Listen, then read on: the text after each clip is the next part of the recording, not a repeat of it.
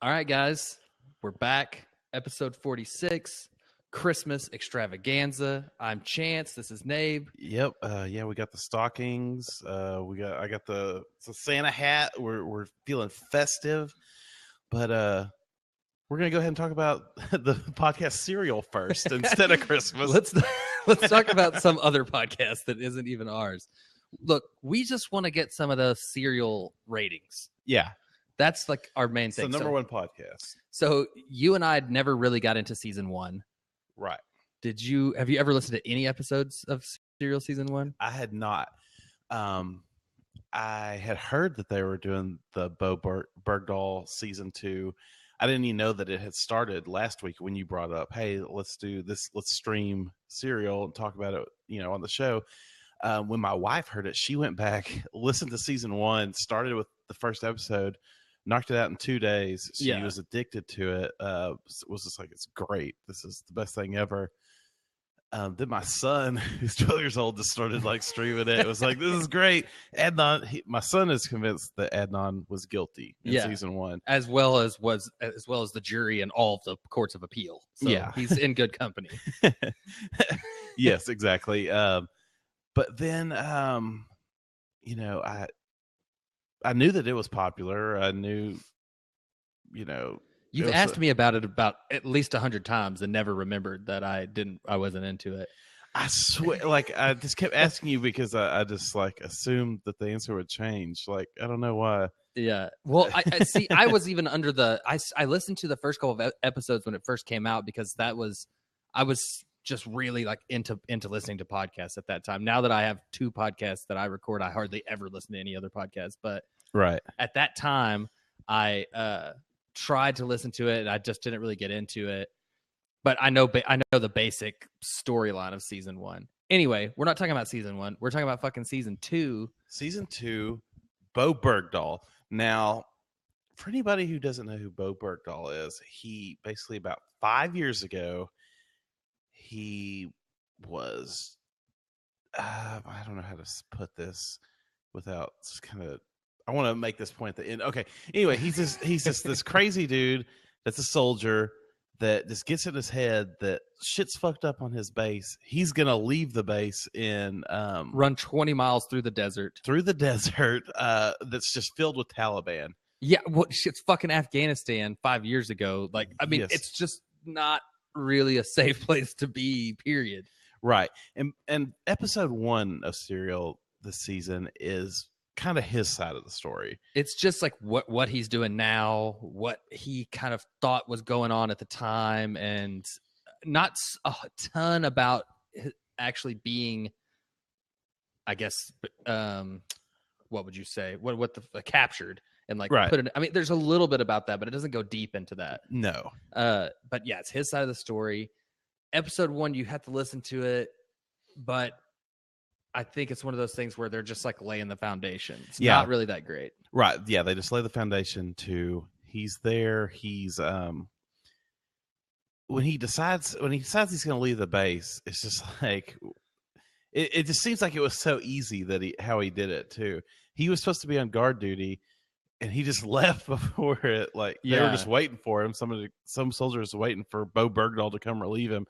Bergdahl just basically, just like you would expect a prison break, there's like wire fence. He just found threw like a blanket over basically. It just climbed over and just kind of made a run for it. He knew that there was a blind spot that he could get out of there. Yeah. And they probably never thought they weren't really surveilling the soldiers to see if they were escaping. They're more surveilling the base to make sure somebody's not intruding. He actually brought that up. Like, he was like, they never were looking for somebody like leaving. They were looking for somebody to come back. Because why would you leave? So basically after he leaves, he's kind of like, man, maybe this wasn't the best idea. That's like one of my favorite parts of it is when he leaves the base and he's kind of just like, kind of thinking, I should go back, but he's like, they're just going to shoot me because they're going to think I'm like Taliban. Yeah. So he's all in at this point, and so he can't go on the roads because one, there's just IEDs everywhere, and they're just he could just step on one and blow up. Yeah, that's what they do at night. So they just go plant those, and then he has to like just stick to like he can't go on the road, so he's by the mountains, and he's just jacking around, and then he just starts walking, and he doesn't even look at his compass for a few hours. That's the part that's just fishy. Oh, well, okay, there's a lot of fishy stuff, but that's I guess what makes the show what it is that you're not sure who you believe. Exactly. But there's definitely parts of his story that are fucking, as our friend Christian Vera would say, just like Swiss cheese, full of fucking holes. Yeah, full of holes. And at that point too, after he leaves, he's just like, okay, maybe I'm not gonna make it the 20 miles to go to the other base and like tell him like, oh hey, there's bad leadership at this one. Yeah. He's just, instead of like just shooting him an email or something. Well, that's what's so weird. So he thought by disappearing it would cause all this alarm, which he was right. Right. Yeah. And that in itself would show that there was something wrong on the base that he was on, right? That was kind of his thing. I mean, he wanted to run all those 20 miles through the fucking desert. He actually compared that he thought he was like Jason Bourne. Yeah. A super soldier. Like he actually referenced Jason Bourne. Those words came out of his mouth.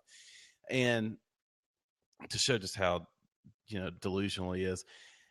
But then he starts thinking, well, maybe I'm going to see this. He actually says, this is what gets fishy too. He's going to see somebody planting the IDs in the road, and he's going to like follow them back to their house, and like write down their address. And then he's going to go back to the base and be like, well, I know I did wrong, but here's this intel. Like I just went and got it. Yeah. He was gonna like make up for the fact that he's going AWOL basically. Yeah. And so episode 1 is basically that's the story. Finally he gets caught. These dudes just roll up on a motorcycle. Like there's like 5 motorcycles and like 10 Afghanis, and they just like pull up and grab him. Well, what's crazy is on episode 2, she actually like the Sarah Koenig, I say Koenig. Koenig, whatever. The host of the podcast actually interviews the people. That's in the when Taliban. It gets good. Yeah. And just that she gets those interviews is kind of just interesting in itself. Yeah, here's me calling the Taliban. Like she actually points out how funny it is. Like, that was the teaser from episode 1 to episode 2. It's just like, holy shit. She's like, next time we get the Taliban story, and it's like her talking to like some Middle Eastern guy. Okay, yeah. So episode 1's horrible. We're really not gonna get too much more into it. Let's go to episode 2. Yeah. Okay, they're talking to the Taliban. Interesting points come up. One, they're like being super careful around it. There's so many conflicting stories about. They're just like, you really just can't. You don't know what to believe. Yeah. There's one they didn't capture him like that. They found him like in a hut, like asking for police. Yeah, that was one thing. Like he was already under the protection of some other terrorist group or something, right? Yeah. It's an actual terrorist group, right? Or were they like good guys? No, because they sold him. They would have sold him out anyway. Like, yeah, I just wasn't sure if I never heard of that organization that was supposedly one of the stories is like they were sheltering him. Yeah. That's not his story, obviously. Right. Yeah. No, that's not his story. There was one that, they picked him up, but he was already being sheltered in one of these little huts, and they just grabbed him. And the story is they told him that they were police. Yeah, they were like impersonating the police. He just like hopped on the motorcycle, like he's like riding on the back, like, oh, I'm getting a ride. Like that was what one story. His story was like they captured him out in the desert and he kicked one of them. Yeah. Yes. Well, and then there was a lot of them saying that he was like a fighter. And then there's other stories like there's like this guy is like a pussy and he's just like weak mentally. He would like never eat. He would never speak. That was like their big thing. One of the stories, which was crazy, is that they captured him and he was basically on a hunger strike. Yeah. And they needed him alive to like trade him. And so they took him to some like festival or something. It's a vineyard. Oh yeah, a vineyard where like they did some traditional dance or something. Yeah, they pull over at a vineyard and just they do a traditional dance for him to cheer him up. Yeah. And there's like, okay, well. They were like, yeah, it didn't really work because he just didn't know what the fuck was like going on, and he claims that never even happened. He was like, a vineyard to dance. No, what the hell? That never took place. Yeah. My favorite part of the whole thing was that that they were very careful around him because in their minds they thought that all American soldiers were like really proficient in karate, Yeah. and that they were just all like deadly martial arts, like kung fu masters. Yeah. So they were all like real like they were watching his every move, thinking he'd just like karate chop them in half or something. That was just so funny. That makes a lot of sense when you look at like the ISIS training videos and stuff that come out where it's like them like pretend like doing fucking yoga and like kung fu all in unison and shit, basically in karate class. Because if in their minds, if that's the perception over there, that like we have super soldiers, they're sending that to say, look, our guys like fucking know karate too. I think the basic truth of it is they found him, thought he was like a super soldier, For some reason didn't kill him. Yeah, no, I mean people wanted to kill him, and they were just like the like head guys in charge knew they had such this like we have this gift. This guy's valuable. We got to keep him alive. It's gonna suck because everybody wants to. They were just like they want to come cut his head off. Like everybody was like, "Who's gonna get to cut his head off?" Yeah, like, yeah. They're just like drawing straws. Like, please be me. I'm gonna cut his head off. That's funny. Like if you presented that stereotype to to like Middle Easterners, that's probably the same. They would be like, "Oh my god, that's so crazy," as how we see it being crazy that they think all American soldiers are like karate masters. It's the same perception Americans have of like Afghanis, that they're just cutting people's. I mean, they do cut a fucking. To be fair, they're probably chopping off more heads than soldiers know karate. Yeah, they're chopping off their fair share of heads, and at the same time, so now, it's funny too because their Serial is using a lot of WikiLeaks like documents and stuff to like fill in the gaps and to like they're basically it's like we can't ever just do our like homework and find out what these guys are saying is true. We're just like letting them tell their story. Probably not true. Some of it is a little, but we know this. We know that the Americans had this intel, and just like the Americans, they wanted to find him, but they really didn't get. They wanted the Taliban basically to kill him. They either wanted to like get him real quick or kill him because they had to stop. This is what gets like crazy, and this is why I think he definitely is going to go to prison for a pretty significant amount of time, is because they had to like shut down all fucking operations. Even searching for Osama bin Laden and shit was like put on hold until they could find him, and then he was fucking captured for 5 years. 5 years. Oh my god, that's crazy. That's how long John McCain was captured, and he's like the poster child for someone who was just captured for a real fucking long time and just like had a real fucked up experience. Yeah. And they actually bring up John McCain. There's like somebody who, you know, a lot of people that have interviewed him, the consensus is he's just an idiot. John McCain? No. John McCain was Bergdahl. Yeah, Bergdahl. No, the consensus to Bergdahl is that he's just an idiot. John McCain is just like if he doesn't go to jail, we're gonna have a congressional hearing to make sure like he is punished. Yeah, he's like really into making sure he gets. Donald Trump wants to just shoot him. He actually just went up and said, "Hey, didn't we used to just shoot these people?" Yeah, what we used to do with deserters, just shoot them. It's like, Trump, shut up! Like, have an adult conversation here, you son of a bitch. Yeah. So yeah, episode 2 kind of ends about, you know, they're done interviewing the Taliban. Still a lot of questions. I'm looking forward to episode 3. I don't remember what the teaser is for 3. I know they talked to like the guy who was in charge of the operation in Afghanistan to actually get him back. That guy who was like having to go around and tell the soldiers, like, we're just gonna get him. Like, they had to fucking literally go door to door. It's just crazy scary if you had to do that. And there a lot of people like got killed, right? Right. Yeah. And so I think he's probably there. You know, I'd put my money on him going to jail for a good 15 to 20 years, probably. It's such a weird, like, why did they pick him to do Serial season 2 over? I don't know, because I think the reason Serial, the first season, worked so well is because all of the facts had already played out in court and then in appeals, and then all that stuff is public record. So they could get their hands on every piece of evidence that had already been argued every which way and kind of put those out to the people. This one hasn't gone to court yet. Everything's just completely fucking up in the air. But they have all the WikiLeaks. Yeah. Yeah. So I that's why I don't think season 2 is going to be as popular. Well, season 1 was so popular that I don't know that anything can top it, but right. That son of a bitch, Adnan. Yeah. And every day there's like something like, oh, he's about to get a new trial. It's like, no, he's probably not going to get a new trial. Yeah. But yeah. So I think the new episodes drop every Thursday. Yeah. On Serial. It's once a week. It's an hour-long episode. If you haven't listened yet, catch up with the first 2 episodes. Then we'll be talking about them from now on. Yeah. Just 1 episode a week.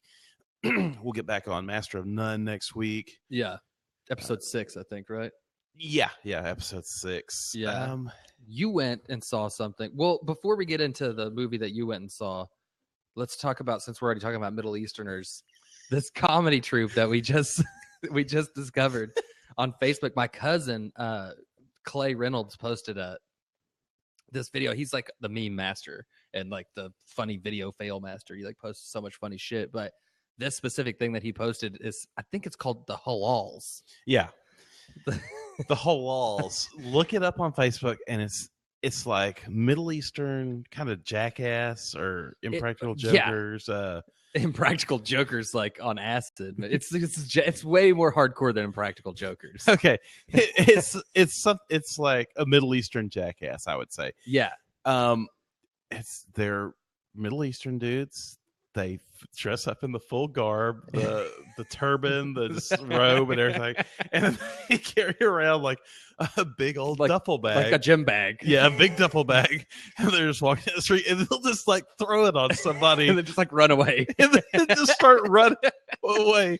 And people's reaction is they every 99.9% of them think it's a bomb, and they're just running and like diving and like it's just getting so scared. It's so fucked up. It's the scariest thing ever. They actually even go in as far as to like throw it in like a car window, and some guy like jumps out of the passenger seat, just like runs away. You think that they're gonna get killed like pretty soon? I'm shocked they're still alive. I don't know if they're doing this in the U.S. or maybe if this is it's in the U.S. Europe. Because I could tell by the cars. Oh, yeah. That's true. Yeah. So it is. You got to check it out. Yeah. Google the halals. It's J-A-L-A-L. J-A-L-A. Are you sure? Oh, halal. Okay. Yeah. Yeah. And no, it's. I just now saw it 10 minutes ago, and we had to delay starting the podcast because I was laughing my ass off so much. It's wrong. It's horrible. But it's fucking real funny. It's like a hidden camera prank. Yeah. That they're doing basically. And it reminds me a lot of some of the stuff where these crazy motherfuckers will run, like go to like just some really like bad part of town and go grab somebody's sagging pants and pull them up just so they will get beaten up. Yeah. Like, they want to get punched in the face. Right. Yeah. I've seen like videos gone wrong and stuff like that, but nothing like considering the times we live in now. Nothing compares to this. Oh, I mean, I just imagine they could probably be brought up on criminal charges. Don't you think? Yeah. Or like intentional infliction of emotional distress. Yeah, you basically you have to watch it now. It's gonna get shut down. They'll be probably in prison. I can just see like Johnny Knoxville getting with these guys though. It would be gold. Hi, I'm Johnny Knoxville, and this is welcome fake to halal. Yeah. Oh man, or Steve-O. God, man, the possibilities are endless. Oh, good Lord. But all right, look. Other than Christmas, there's something else going on right now, and it's bigger than Christmas. It's Star Wars: The Force Awakens. I went and saw it. Chance hasn't seen it yet, so I'm not dropping. I'm not going to be a dick. No spoilers. I'm not even going to really talk about the plot. I'm going to say this is one of the coolest movies I've ever seen in my life. J.J. Abrams, I give him an A+. I give the acting in the movie a D-. But the story, the like graphics, and everything is just like, oh my God, it's so awesome. Like for real, J.J. Abrams, it's like, wow, you like took this franchise to a new level. Like it's amazing. There is one cameo spoiler. I'm not gonna say who it is, but there's somebody from Lost, just a kind of a minor character in Lost that like has a speaking part. You'll just be like, whoa, I don't know. Oh, cool. Like he got off the island and made it to another Tatooine galaxy or something. Yeah. Yeah. I'm really excited to see it. I saw that fucking the movie has to make over $1 billion to be profitable, though. For the movie to be profitable, but all the money that they're making on the toy. There's a All the toy. merchandising. I'm saying there's a Star Wars logo on everything. Yeah. I just saw a fan theory that they're thinking that the African American character from this movie is going to be Lando Calrissian's son. Yeah, I've been seeing that for a while. Oh God, I hope Billy D. Williams can get a cameo in the next one. I don't know how he's looking these days, but I'm going to say this: it was cool seeing Han Solo, Harrison Ford, Princess Leia, Carrie Fisher having major roles in this movie. Their acting just doesn't get better with age. It's like I think Harrison Ford is a great actor. Harrison Ford is a great actor, not necessarily in this though. Yeah. Carrie Fisher was pretty awful. I heard that they forced her to lose like so much weight. Really? Yeah, that she had to drop like 80 pounds or something to like get this role. I'm sure they paid them so much money. Yeah, like they're probably had to have them for the movie to work, right? Yes, they couldn't just have like another character. Like Yeah, you couldn't have someone else play Princess Leia. That would just be an impossibility. Right? Yeah, and or Han Solo, and then they've been doing some great late night appearances. Did you see Harrison Ford? He's like dropped a few spoilers just accidentally. Yeah, like, drunkenly probably. Probably. Did you see when he went on Conan? You know that guy that's on the Conan show that he always messes with. Yeah, and he like brings out his Lego thing that he's put together that's worth $5,000, and he's gonna get Harrison Ford to sign it. It's gonna be worth $10,000, and Harrison Ford like smashes it accidentally. He's been like doing some really funny shit. He seems like just a really kick-ass guy. Oh yeah. Man, I wish I could have hung out with him when he was in town, making his little Fort Worth tour last year. Yeah, I wonder if they have the next Star Wars movie pretty much filmed, like ready to go. Gosh, I don't know. They just had to do so much fucking press for this one. I would wonder if they even have had the ability to finish it yet. Well, yeah. I know they haven't finished filming the fucking thing. Yeah, but these people are getting old. You can't like Carrie Fisher could just drop dead tomorrow. Yeah, that's a big possibility. Yeah, she did have like a major cocaine addiction too in the 70s and 80s. Her heart is like, yeah, she was living life. She lived off the Star Wars money just forever. She was content with it. She did some crazy shit I didn't know about where in like the 80s and like up through the mid 90s, she would do rewrites for screenplays for major studios, and that's what she did like for a living. They would just send her to like scripts to punch up, and she's like a really, really great writer apparently. I mean, I know she's written tons of books. Well, I'll be damned. She's like a best-selling author, and that's what she did for a long time. And she wrote on so many fucking movies that she wasn't even in, that you would never even know that she was one of the people that wrote the screenplays for it. So she's had a fucking interesting ass life. I think she's pretty badass too. Yeah. Her John Belushi stories are like legendary. She used to just like do so much coke with him, and oh god, that's crazy. On the new actors, John Boyinga. Which one is that? The black dude. Oh, I don't know what his name is. I don't know. In the movie, he's Finn. I was really rooting for this guy. He is like just the nicest human being. He was one that was like got that guy that was I think from Houston that was dying of cancer. His lungs were filled with tumors, and he had like 2 weeks to live. And his dying wish was to see Star Wars. This guy, Finn from the movie, was just like retweeting his shit and like tweeting and talking to him. Just like a really all around just great guy. He's dealt with a lot of like Star Wars fans backlash, a lot of racism.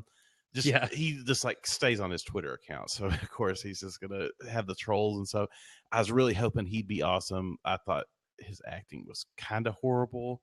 I don't know. I thought the girl lead character really kind of stole the movie, and she's gonna be pretty big.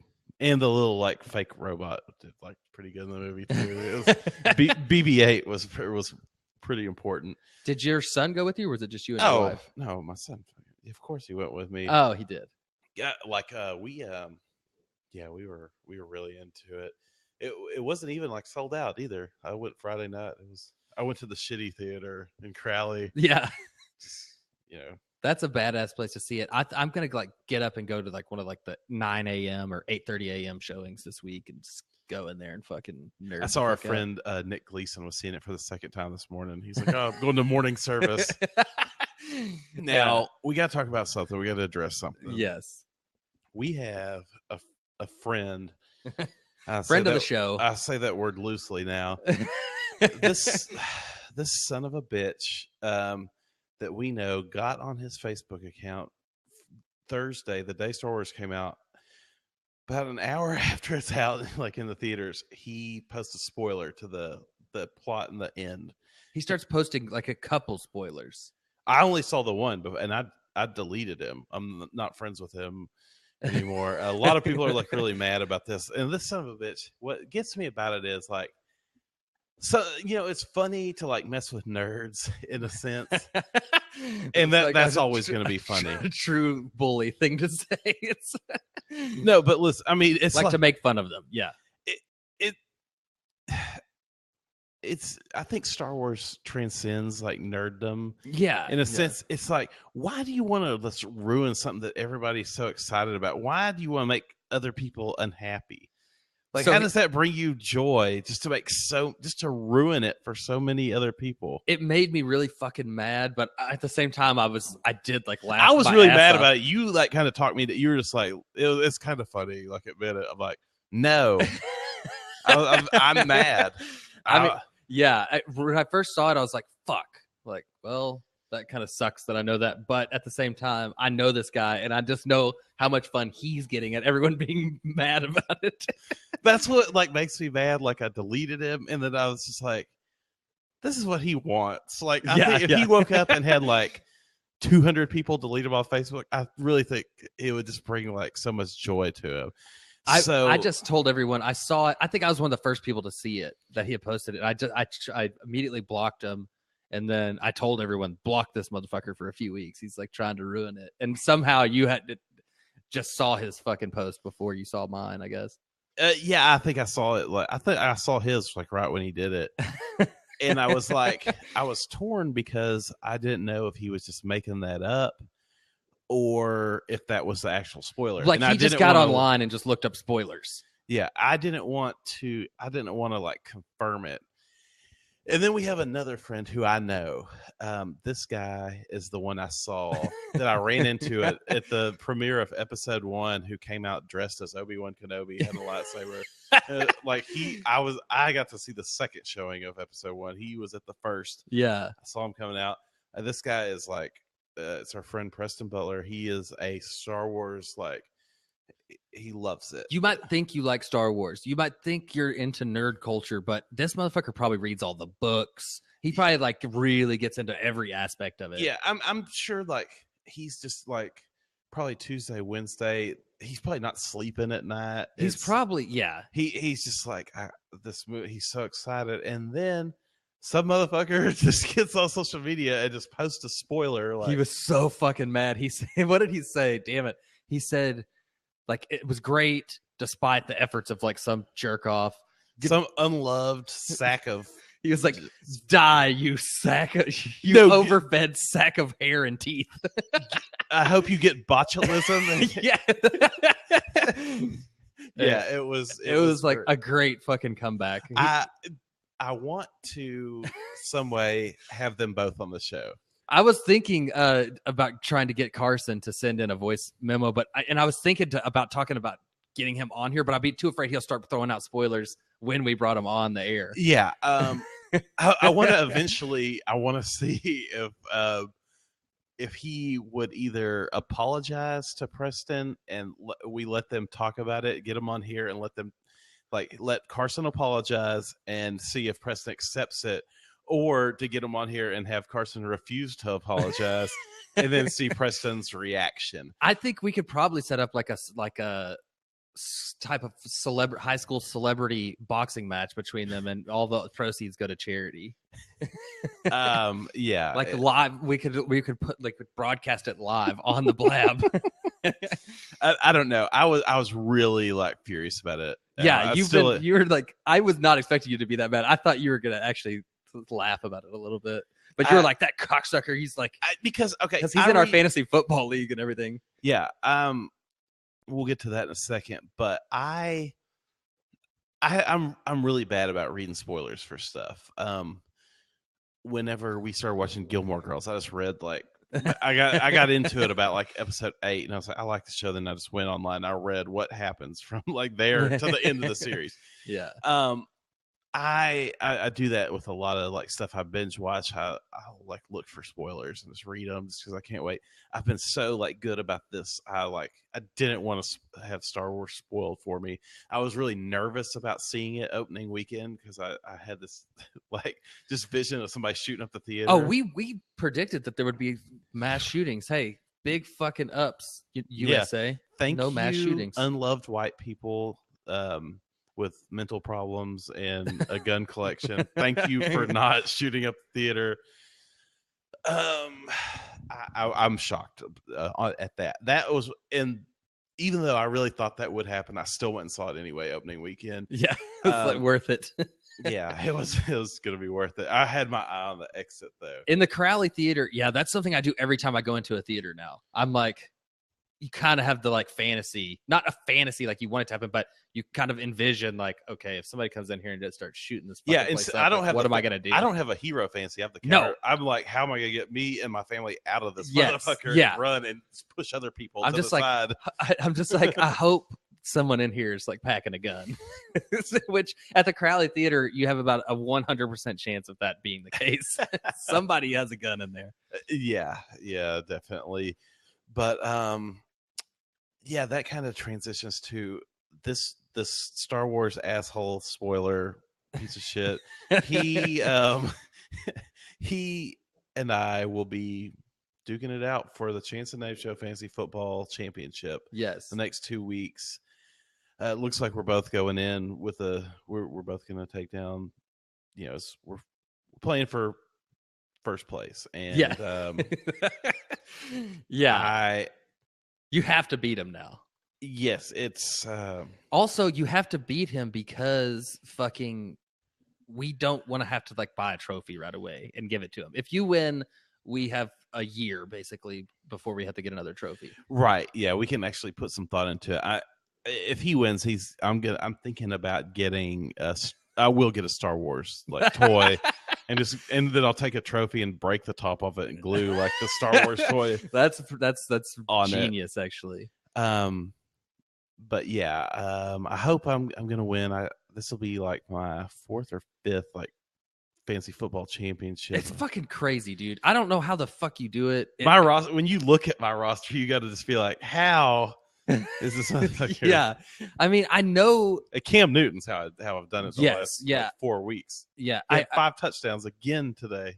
Jesus, I didn't see any football. I haven't even looked at ESPN. I haven't watched 1 minute of football in probably a month, and I don't give a shit because I'd watch Cowboy games, but they're unwatchable now. No, God, I don't care. I'm like really into basketball right now. I don't need football. I keep up with the stats though. Like as I'm watching NBA games on Sunday, I'm just like catch up with the fantasy stats. But yeah.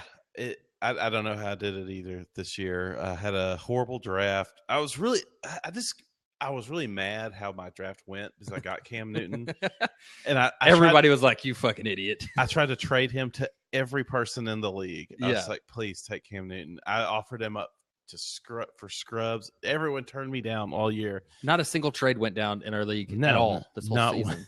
Not one trade. Maybe that's how you're winning. Like nobody is caring about early because there's no cash prize. Any year that I don't win the championship is because I made a bad trade. Yeah, and I'm notorious for that. That's what you were crediting for the fact that you're in the championship game again. Is that no one accepted your crappy trades? What I do is I get it in my head. Like I usually draft fairly well to where I'll have a couple of people on my bench that could be starting, and then I look at my starters and I'm like, okay, I'm weak at this position. I need this player, and I'm just gonna like send them a trade they can't refuse. like I'm gonna overpay for this guy, but for me, that's all I need is this one guy. Yeah. And then I trade like my whole bench away, and then like one person gets injured, my season's done. I do this every year, but this year no one took my trades, so good for me. Yeah. But yeah, another victory for me. Well, you fuck you didn't pull your usual third place. I know. Normally I get third place every year. This year I missed the playoffs by one game. You won your money back for like 4 years in a row. I've never placed higher than third place ever in any fantasy football league I've ever been in. I won a shitty fucking fantasy basketball league that we had that was really not even worth mentioning because none of us knew what the fuck we were doing, and nobody continued to like set their roster halfway through the fucking season. Yeah. And I did win the celebrity death draft that we did, the only one we've ever done. I won that, but never fucking fantasy football. Anyway, so Christmas. We have to at least talk some fucking let's do a little Christmas talk. Family Christmas coming up. For me, this is just like some of my asshole cousins are just gonna like point out like how like fat I am and how skinny they are. It's there's always one relative when you see relatives that you only see like once or twice a year, and why is it that people think it's acceptable to point out a weight gain? Like you've gained weight. You like I actually man, think you're it's getting funny. big there. Yeah, thanks. Yeah. I appreciate you pointing that out. It's not like I can't step on a motherfucking scale. And like, then you're fuck kind of you. and then you kind of feel like a little self-conscious about the massive amounts of food that you're about to just get. It's like, yes, and I'm about to have like my third piece of fucking cake. So fuck you. Yeah, it's embarrassing. I don't even. Yeah, It makes me embarrassed for them. I remember. I'm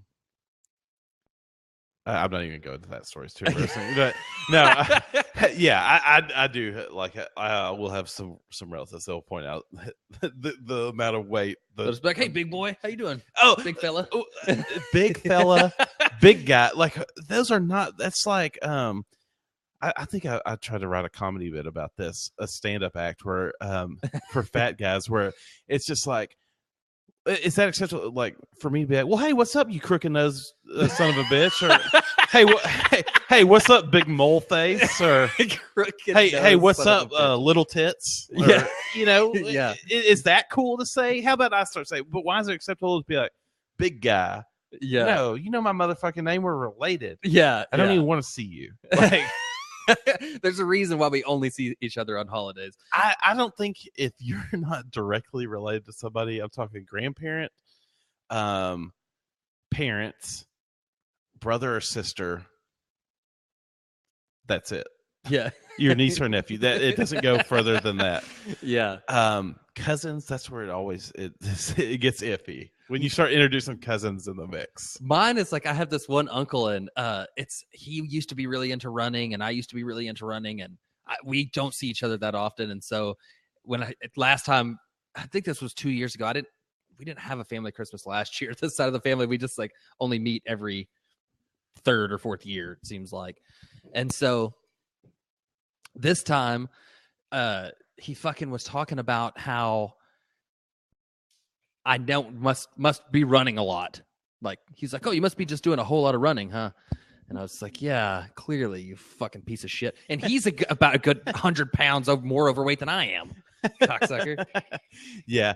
Do you ever get jealous of like people, like friends we know that might be related? Do you ever get jealous of our friends like Brooke and Taylor and Corey McGuire when they would have like Christmas together? Oh, because you know that their Christmas parties are just like fucking off the chain. Our friend, the theme song singer Dub White and a friend of mine, Mike Bray, are like cousins. Yeah. And there's like, oh, we're going to have like holidays together. I was like, man, that was kind of cool. Like be like they're good, like good buddies. Friends. Yeah. Yeah. Like have like a good buddy you're related to and just make like holidays pretty tolerable. Yeah. But I mean, I like everyone in my family. It's just on that side of the family, I know I'm going to hear it. Yeah. Yeah, exactly. Have you got all your shopping done? All that? I still have not gotten my wife's Christmas present. We weren't going to she got me the most awesome gift too. So I'm like, fuck, like she already gave it to me. We're the type of people that we can't wait till Christmas or wait till the birthday to give the gifts. We just kind of do it. What did she give you? She ordered a special WTF Mark Maron mug. That's like a limited edition coffee mug where they make like 40 of them about every 6 months. And I've been telling her, like, I've been trying to get on and get it, but they sell out like so fucking fast. You have to be on there right at the right time. So she called the guy who makes them and was like, please just tell me in advance, like, when these are going to go on sale. I really want to get one for my husband. And he was like, okay, they're going on sale at 11 a.m. on Wednesday morning. Oh, and so she got one and fucking it just got we just got it because I just came back from San Antonio and I just like opened it. It's fucking so badass. It's just like a specially made like ceramic mug that this guy who does like sculptures and shit in Portland does for Mark Maron every now and then. It has like Mark Maron's face on it and like picture of all his cats and shit that he always talks about. Oh man, that's awesome. Yeah, it's really fucking cool. So I'm just like, shit. We're already married, so like if we weren't married, I'd be like, maybe I'll like get her a wedding ring or something. Like maybe we'll just get married. And Is that how you propose? Did you no. okay.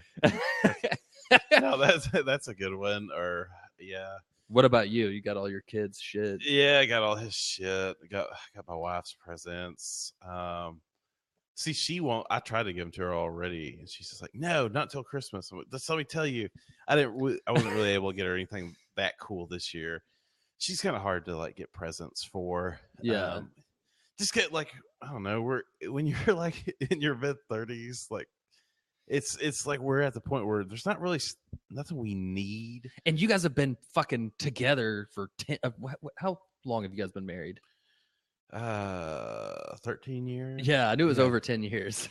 Yeah, I mean, yeah. There's nothing we want that's not like really expensive. Like we both like want a Hawaiian vacation or like yeah like a new Mac or something. So it's like those are out of the question. So I'll just like do this. Yeah, I always feel like she's really disappointed like in every year when I give her a gift. Like I'm like, I don't think it was that good. And I kind of talk myself up before I'm like, this is awesome. And then when she gets it, I'm like, was that good? I don't know. Maybe it wasn't as thoughtful as you originally thought. Yeah. I think that's gift giving and just in general it makes me anxious. It's a weird tradition. I fucking hate it. And I can talk my wife into just being like, let's pretend like the holidays don't exist for us. Let's just do shit for our kid for his birthday. Right. And fuck my birthday. Fuck, New Year's. Every type of thing that's like a celebratory thing. I try to like bah humbug all over. I don't participate in Valentine's Day. I'll throw like something out. Mom's like, this is the stupidest holiday. Like, don't get your feelings hurt. I'm not doing anything. I'll at least like get some flowers. I try to go hard on Mother's Day, and yeah, that's like, you have to do something for Mother's Day. And the wife's birthday, I usually try to. Our anniversary is 3 days after my son's birthday. And we got married a year before, so don't think of it that it wasn't a shotgun wedding. We were married a year. So I still remember getting that call when you're like, "Oh, you're not gonna believe this. Fucking Rachel's pregnant." Yeah. We try to get fucking fancy on the birth control. Yeah, but it was just a 20-year-old. We were 20. Okay, yeah. Don't start saying the M word when you're talking about your kid. He might like listen to this someday. No, it was a blessing. Yes, it was a blessing. I don't, like I said, I had to do it over again to do the exact same thing. But, yeah, it was a wake up. It was like crazy. You guys were fucking young, and it was just like, what the fuck? And you were the first one of our friends to really legitimately have a child. Like get married and then have a kid. A lot of people like got knocked up and they're all already married and divorced and shit. Or they just had a kid, just didn't take care of it. Yeah. Like it was one of the raised by the grandparents. But anyway, that's 90% of kids these days. But yeah, do you have any like? Do you have like a go-to movie for Christmas other than Elf? I think Elf is really good. I like Christmas Vacation. My fucking dad like is obsessed with A Christmas Story, so I've seen that thousands of times. Overrated, but it's great, but overrated. Yeah. I mean, it's fun to watch it with him because he fucking likes it so much. But that one, the fucking new The Night Before Christmas, the Seth Rogen movie is gonna be one of my go-to Christmas movies now. God, it's that fucking funny. I need to. There's no reason to really see it in the theater at this point. It may not even be in the fucking theater. No, it's still there. They're just not releasing any new movies because of Star Wars. Have you seen Amy Poehler just be like, fuck Star Wars? Yeah, I saw a great promo that they did with the chicks from what's that show that she executive Broad City.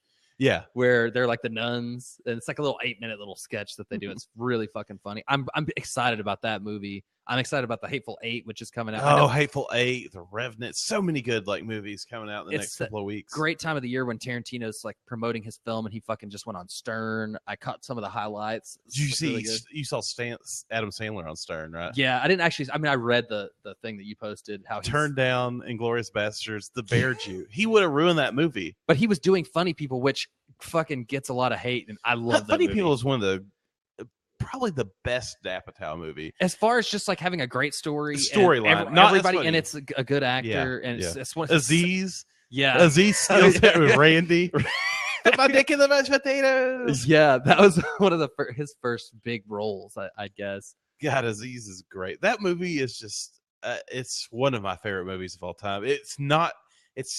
There's a lot of sadness, and it's not like an Apatow movie where you're just like, oh, the whole time. A lot of Apatow stuff is like that, but that's why Seth Rogen kind of does Judd Apatow like a little bit better than Judd Apatow does.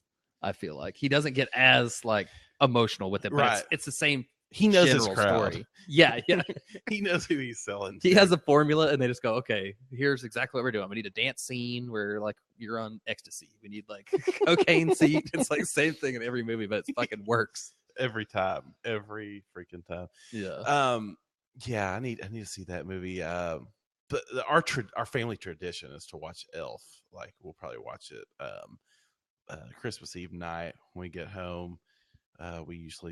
We watch it sometime a few days before Christmas. And then my number one Christmas tradition, and I've been doing this for about 7 years in a row, is I sit down and I watch some fucking NBA games. Yeah, you do this like every year. It's my favorite time of year because every year on Christmas Day, the second game will usually be the rematch of the finals. Yeah. Usually it's going to be the Spurs versus somebody. And you're just like, blah, I don't care. This year it's Cavs, Warriors. It's going to be great. Yeah, I'm definitely fucking watching that. So hype about that. I meant to look at the schedule and like kind of hype it up for the 4 games. It used to be 3 games in a row. They decided they were going to throw in a West Coast game and make it the 4 games in a row. Yeah. I think that's been the last 3 years or so. But yeah, it's my favorite thing to do. I just love the Christmas because you don't have anything to do Christmas. You probably ate your food. You've done all your family obligations. Yeah, it's the best when you've done your family obligations already before Christmas Day. When you just knocked it out and you're just like, okay, this is my day. My kids probably got some new video games. Maybe I'll get down on those if this game's not good, or maybe there'll be some toys to play with. Eat some good food, but yeah. The NBA games are my favorite. Yeah. One year, our friend Corey McGuire, he was in town, and he came over to my house. And this is about 4 years ago. Probably. Yeah, I think my son was in first grade, and he came over, and it was his first time back from the military. Yeah, he had just joined the military. This is the last time I saw him was when he was in town that time. Right, and you were in town, and y'all came over for the first NBA game. Me and him started drinking. You weren't drinking. You're just like, hey. After that first game, you left.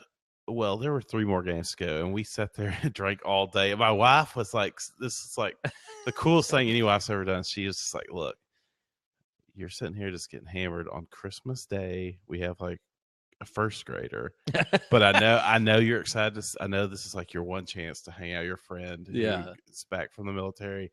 And she gave me like a get out of jail free card. And she didn't divorce me. So I was like, really? It was like a Christmas miracle. I just like, we sat down and just drank like a couple bottles, like plural. There was bottles being drank that day. It was ridiculous. He went stumbling on home. And I think I passed out that night and threw up. I remember talking to you the next day and you're just like, dude, fucking, we just like, after you left, things just got like crazy, weird. Fucking, we just like blacked out.